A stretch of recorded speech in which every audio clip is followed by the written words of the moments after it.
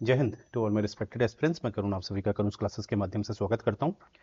देखिए, आज एक इंटरेस्टिंग टॉपिक है, उस पर हम डिस्कशन करेंगे और ये डिस्कशन बहुत लंबा नहीं रहेगा, एक छोटा सा रहेगा। जैसे कि आप सभी जानते हैं, हम चर्चा करेंगे आज वन नेशन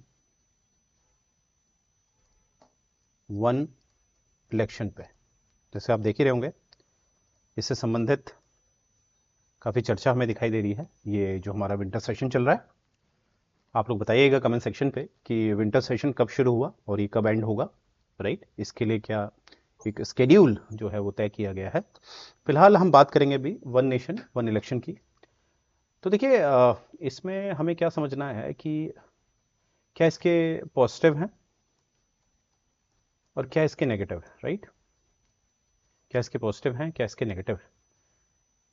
जैसे कि जो हमारी तत्कालीन सरकार है वो इसके पॉजिटिव बताते हुए ये सिस्टम, ये तंत्र को लाना चाहती है। तो वो पॉजिटिव क्या है इसका? नंबर वन, कॉस्ट इफेक्टिव होगा। कॉस्ट इफेक्टिव होगा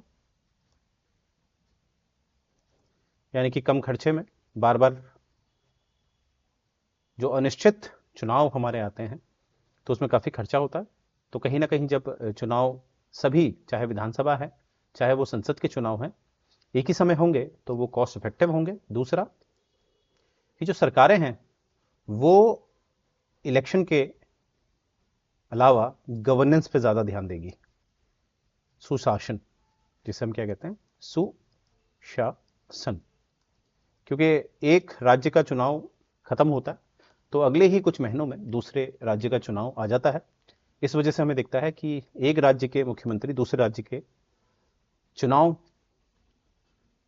में भागीदारी करते हैं तो कहीं ना कहीं हमें दिखता है कि वो गवर्नेंस में कॉम्प्रोमाइज़ हो जाता है।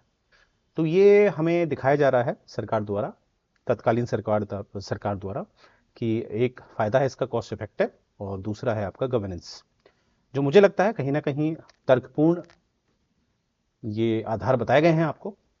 पर इसका एक नेगेटिव पहलू भी हम देखें, क्योंकि we know every coin have two faces. तो इसका जो नेगेटिव है वो हम चर्चा करते हैं। तो नेगेटिव में हमें क्या दिखेगा?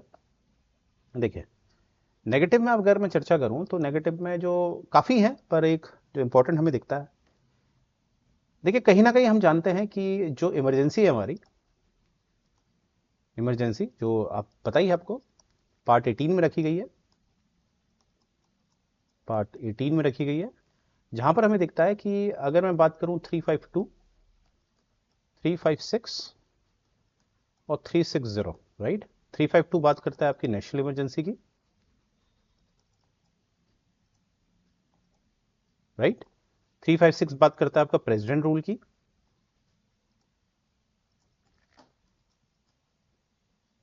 और 360 बात करता है आपकी फाइनेंशियल इमरजेंसी की, राइट।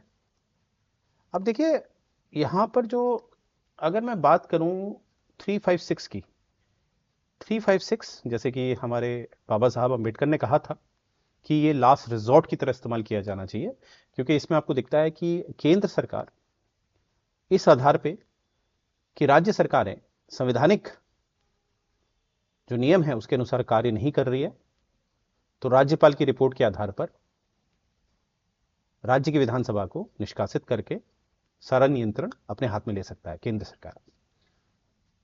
और आप सभी जानते हैं जो राज्यपाल होते हैं वो राष्ट्रपति द्वारा मनोनीत किए जाते हैं। और हम ये भी जानते हैं अनुच्छेद 74 के द्वारा जो मंत्रिपरिषद है उसके एड एंड एडवाइस से काम करते हैं राष्ट्रपति। तो आप क्या समझे इससे? ये समझे कहीं ना कहीं जो राज्यपाल होते हैं राज्यों के, वो कहीं ना कहीं अप्रत्यक्ष रूप से केंद्र सरकार के नियंत्रण में हमें दिखाई देते हैं।